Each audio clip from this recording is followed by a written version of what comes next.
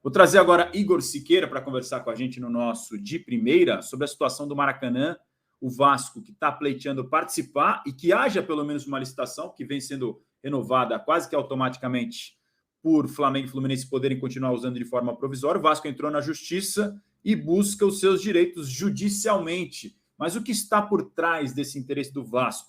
Quem vai contar para a gente é o Igor Siqueira, repórter do All Sport, que pacientemente nos aguardou. Eu tinha previsto um horário aqui com o Igor, só que Corinthians, meu amigo, as coisas estão um turbilhão, você deve estar acompanhando aí do Rio de Janeiro.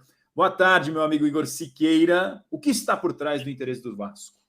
Muito boa tarde, Marcelo Razan, craque, o pessoal que está acompanhando a gente aqui pelo nosso canal do All Sport. Sempre um prazer estar aqui com vocês para a gente falar de um assunto que envolve aí as três das quatro principais torcidas aqui do Rio de Janeiro, que é o nosso estádio Maracanã, né? Flamengo, Fluminense e Vasco aí numa queda de braço, que já vai se estendendo, que ganhou vias judiciais e que tem como próximos capítulos aí essa expectativa pela republicação, né, do edital de licitação do Maracanã, para que os consórcios, né, as parcerias interessadas em gerir o estádio, possam lançar oficialmente as candidaturas, enfim, participar para que o governo do estado escolha e defina nas mãos de quem o Maracanã, esse complexo, o Maracanã como um todo, né, esse equipamento esportivo principal aqui do Rio e talvez do Brasil, possa, para definir quem vai gerir o estádio aqui. E uma matéria que a gente publicou tem 45 minutos, para ser mais exato, Rodrigo Matos e eu publicamos no UOL um detalhamento maior sobre esse contexto da disputa do Vasco, né? Por que o Vasco está entrando de forma tão incisiva nessa queda de braço, nesse desejo aí de batalhar com o Flamengo e Fluminense por conta do controle do estádio. Não queremos tratar aqui de mocinhos e bandidos, tá? Mas só apresentando um contexto que ele é mais abrangente que o aspecto esportivo por si só, né? Do fato do Vasco querer estar no Maracanã, que é um palco relevante, cabe muito mais gente do que em São Januário, enfim, para jogos de grande porte, é crucial essa estratégia de ter a disposição e a disponibilidade de um estádio desse tamanho, com essa magnitude, enfim, com essa tradição, para atrair o seu torcedor em jogos grandes.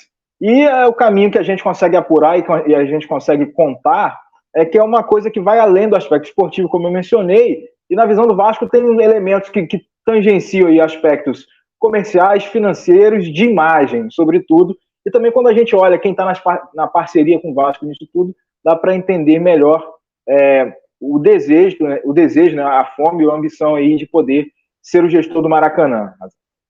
Meu caro e meus caros que estão assistindo a gente, hoje quem controla o estádio, né, como a gente sabe, a gente conhece a administração um pouquinho do estádio, quem controla o estádio tem a chave do cofre. Então, financeiramente, é um ponto de partida muito importante para você acrescentar as receitas aí, e esse é um dos motivos que o Vasco está querendo entrar de cabeça nessa disputa para gerir o Maracanã.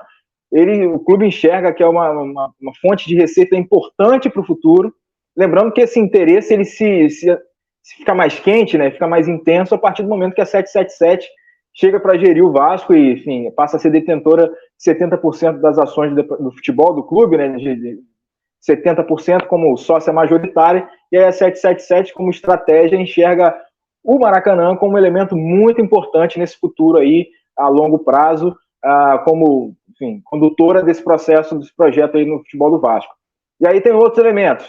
Queremos ganhar mais sócios torcedores, queremos casa cheia, mas aí quando você olha quem está com o Vasco nisso tudo, como eu mencionei, a Legends, que é uma empresa especializada em gestão de arenas, né, norte-americana, enfim, que tem estádios famosos da NFL, do futebol americano, tá no Santiago Bernabéu também, tem coisas no futebol europeu, e a W Torre. O público paulista conhece bem a W Torre, foi a construtora do estádio do Palmeiras, gestora também das questões aí da agenda dos eventos do Allianz Parque, e a W Torre, nesse momento, não tem no Rio de Janeiro um estádio, um equipamento similar ao que tem em São Paulo com a Allianz. Então, é preciso, sobre esse viés comercial aí das empresas que estão de parceria com o Vasco, é preciso encontrar algo similar a essa questão da Allianz. A negociação que tinha com o Botafogo não avançou, então a W Torre vê também uma oportunidade comercial em entrar juntamente com o Vasco no Maracanã. E para acelerar um pouco mais a questão, meus amigos, tem a discussão sobre gramado. Gramado, vai trocar, não vai trocar?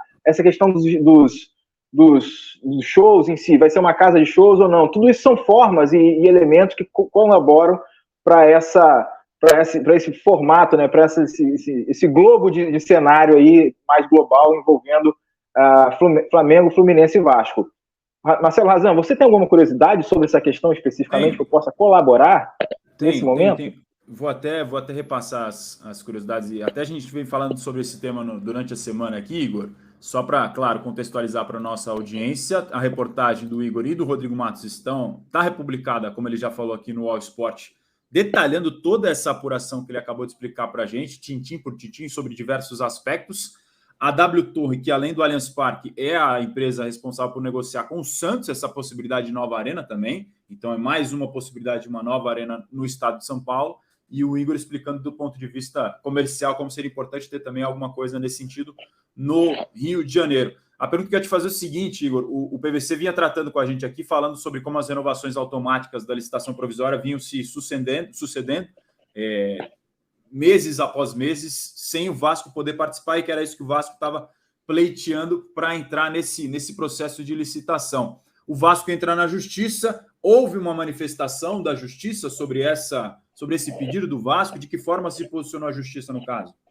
Saiu um resultado, né, de uma decisão judicial ontem, inclusive, de uma desembargadora aqui no Rio de Janeiro, porque o caso foi para explicar melhor o contexto da briga jurídica, o caso foi parar já na segunda instância do Tribunal de Justiça aqui do Rio, porque envolvia o secretário estadual da Casa Civil, Nicola Biccioni. Então, conforme a Constituição aqui, as regras judiciais aqui do Rio de Janeiro, quando se tem um secretário estadual envolvido no debate jurídico, quem julga já não é a primeira instância, o juiz de primeiro grau, é o juiz de segunda instância, é o desembargador de segunda instância, então já pulou, queimou etapas aí, já foi direto para a desembargadora, e esse pedido liminar do Vasco para, em bom português, para melar essa permissão de uso, né, interromper essa sequência de permissões concedidas a Flamengo e Fluminense, foi rejeitada, porque a desembargadora entendeu e acatou muitos argumentos do governo do Estado, que se manifestou também no processo, que se tirasse a permissão de uso, o Maracanã ficaria, nas palavras da desembargadora, e aí eu abro aspas, ficaria acéfalo. Foi esse o termo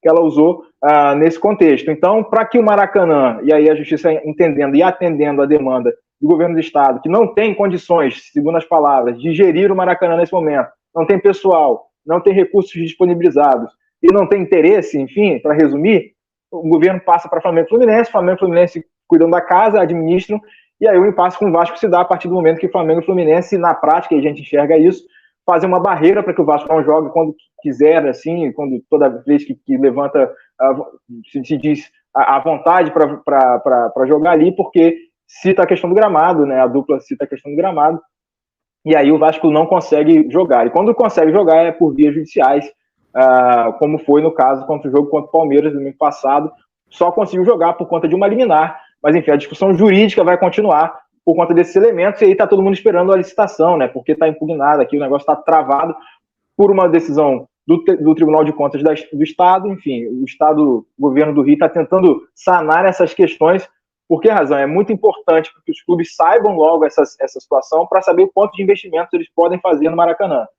Vamos lá. A cobertura do estádio está com buraco, precisa corrigir. Flamengo e Fluminense não vão tampar o buraco se houver essa indefinição, se a casa vai ficar com eles definitivamente ou não. E tem um elemento relevante também, que faz parte desse componente aí de interesses do Vasco e dos clubes sobre isso tudo, né? Que, como eu falei, quem tem a chave da casa tem a chave do cofre, é a questão de alimentos e bebidas. Está mencionado na matéria que a gente fez com o Rodrigo Matos, sobre esse contexto. Hoje, o cenário qual é? Alimentos e bebidas, tudo que o torcedor consome no estádio fica com quem administra o estádio, no caso, Flamengo e Fluminense. Invertendo o cenário, invertendo os papéis, o Vasco aí faturaria em cima dos alimentos e bebidas consumidos pela torcida de Flamengo e Fluminense, enfim, que, por sinal, pelo desenho, seriam os maiores usuários, né, do Maracanã, de qualquer forma. O Vasco tem interesse nesse desenho de licitação, de que Flamengo e Fluminense continuem mandando seus jogos lá, e até por falta de espaço no Rio de Janeiro, né, enfim, tem o Nilton Santos com o Botafogo, o Vasco tem